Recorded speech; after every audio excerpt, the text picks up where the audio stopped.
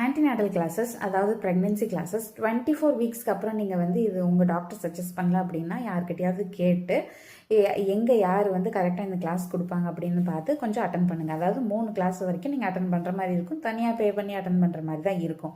இதில் என்ன சொல்லி தருவாங்க அப்படின்னா, ப்ரெக்னென்சி எப்படி ஹேண்டில் பண்ணுறது, டெலிவரியில் பெயின் எப்படி இருக்கும், அதாவது வந்து இப்போ நார்மல் டெலிவரி ஆகணும்னா நீங்கள் என்ன மாதிரி எக்ஸசைஸ் எல்லாம் பண்ணலாம். நீங்கள் வந்து இது ப்ரொஃபஷ்னலாக கேட்டுக்கிறது வந்து ரொம்ப நல்லது. ஏன் அப்படின்னா உங்கள் ஃபைல் பார்த்துட்டு அவங்க வந்து என்ன எக்ஸசைஸ் பண்ணலாம் பண்ணக்கூடாதுன்னு சொல்லுவாங்க.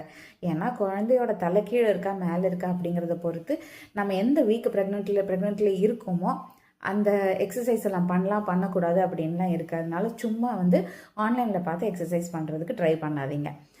அடுத்தது என்ன அப்படின்னா வந்து ஹஸ்பண்டோடு சேர்ந்து கவுன்சிலிங் மாதிரியும் இருக்கும். சில பேர் வந்து அந்த மாதிரி கண்டக்ட் பண்ணுறாங்க. அதில் வந்து என்னென்னா அவங்க எப்படி உங்களுக்கு சப்போர்ட் பண்ணலாம், ரிலாக்ஸேஷன் டெக்னிக்ஸ் எல்லாம் என்னெல்லாம் அவங்க வந்து உங்களை இப்போ ஹோல்டு பண்ணி எப்படி வந்து உங்களை சப்போர்ட் பண்ண முடியும், இந்த மாதிரியான சில இதெல்லாம் சொல்லி தருவாங்க.